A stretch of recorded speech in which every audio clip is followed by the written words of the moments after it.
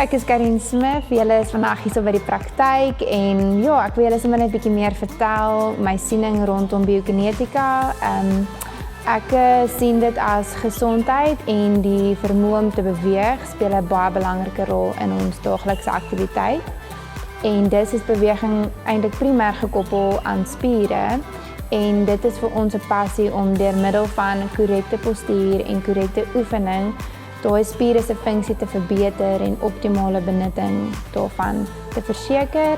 En ek sal dit voorstel om onder 'n bekwame gekwalifiseerde biokineticus hierdie oefeninge uit te voer om seker te maak dat die korrekte spiere geaktiveer word en die korrekte bewegings uitgevoer word en as daar iets nie reg is nie, dat dit gekorrigeer kan word.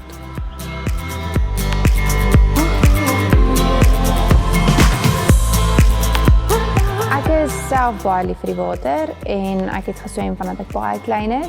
En toe ek met biokinetika begin het ek gevoel daar's regtig 'n nismark vir waterterapie.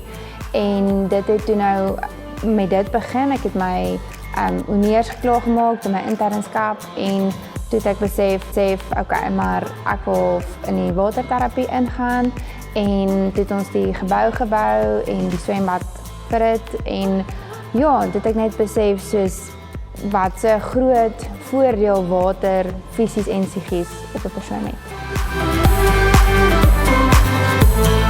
So die sentrum bied natuurlik die onderdakse verritte swembad waar ons dan waterterapie klasse aanbied. Dit kan of in groepe wees of individueel.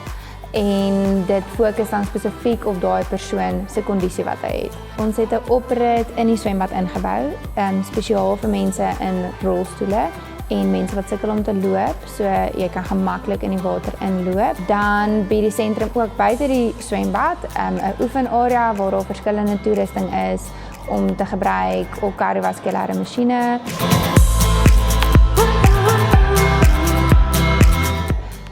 Dan het ons ook netjies 'n badkamer geriewe wat ook 'n stort besit wat lekker wyd oop is juis vir rolstoelmense om gemaklik in te kom.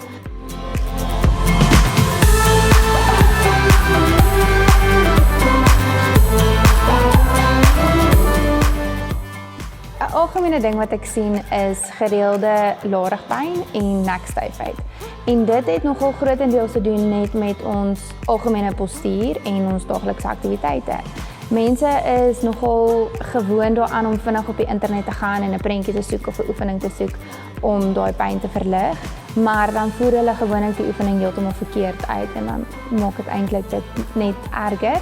So my advies sal wees is om te begin kyk na postuur sodat die regte spiere kan begin aktiveer en ontwikkel en dan daai spiere wat jy styf is op hulle mobiliteit te begin fokus.